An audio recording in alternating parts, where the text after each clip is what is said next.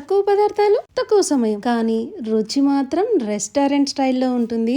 Hello everyone, ప్రతి బియ్యం గింజకి మసాలా బాగా పట్టి ప్రతి ముద్దలో ఎగ్ ఫ్లేవర్ వచ్చేలాగా ఎగ్ పులావ్ ఎలా చేయాలో చూసేద్దాం రండి. వీడియోలోకి వెళ్లే ముందు మన ఛానల్ కనుక ఎవరైనా ఫస్ట్ టైం చూస్తున్నట్లయితే ప్లీజ్ లైక్ చేయండి, షేర్ చేయండి, సబ్స్క్రైబ్ చేసుకోండి. ఇప్పుడు స్టవ్ పైన ఒక పాన్ పెట్టుకొని 2 టేబుల్ స్పూన్ ఆయిల్ వేసి అది వేడైన తర్వాత 2 పెద్ద సైజు ఉల్లిపాయలను సన్నగా కట్ చేసుకొని వేసుకొని వాటిని గోల్డెన్ కలర్ వచ్చేదాకా వేపుకొని పక్కన పెట్టుకోవాలి. ఇప్పుడు అదే ప్యాన్ లో 1/2 స్పూన్ కారం, 1/2 స్పూన్ పసుపు, 1/2 స్పూన్ సాల్ట్ వేసి ఒకసారి బాగా అంతా కలిసేలాగా కలుపుకొని మనం ముందుగా ఉడికించి పెట్టుకున్నటువంటి గుడ్లను వేసి మసాలా అంతా కూడా బాగా పట్టేలాగా ఒకసారి కలుపుకొని ఒక 2 నిమిషాలు వేపుకొని పక్కన పెట్టుకోవాలి. ఇప్పుడు స్టవ్ పైన ఇంకొక పాన్ పెట్టుకొని అందులో 2 టేబుల్ స్పూన్ నెయ్యి, 2 టేబుల్ స్పూన్ ఆయిల్ వేసి అది వేడైన తర్వాత బిర్యానీ దినుసులు అన్నీ వేసి 1 నిమిషం వేపుకోవాలి.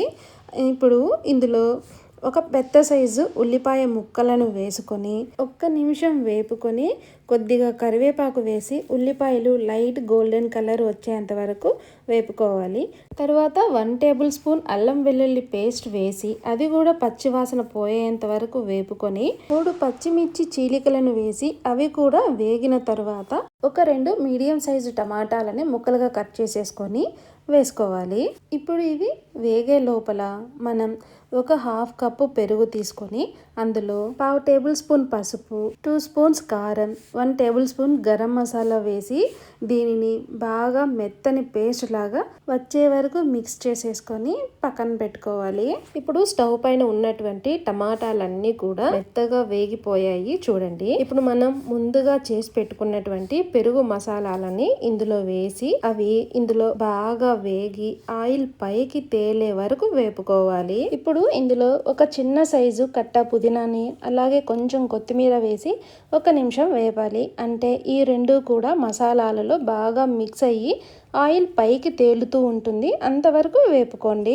ఇక్కడ నేను 1.5 గ్లాస్ బాస్మతి రైస్ అయితే తీసుకున్నాను, దానికి 3 గ్లాసెస్ వాటర్ అయితే వేసుకున్నాను. అలాగే మీ టేస్ట్కి తగ్గ సాల్ట్ వేసుకొని బాగా కలుపుకొని ఈ ఎసరుని తెల్ల కాగనివ్వాలి.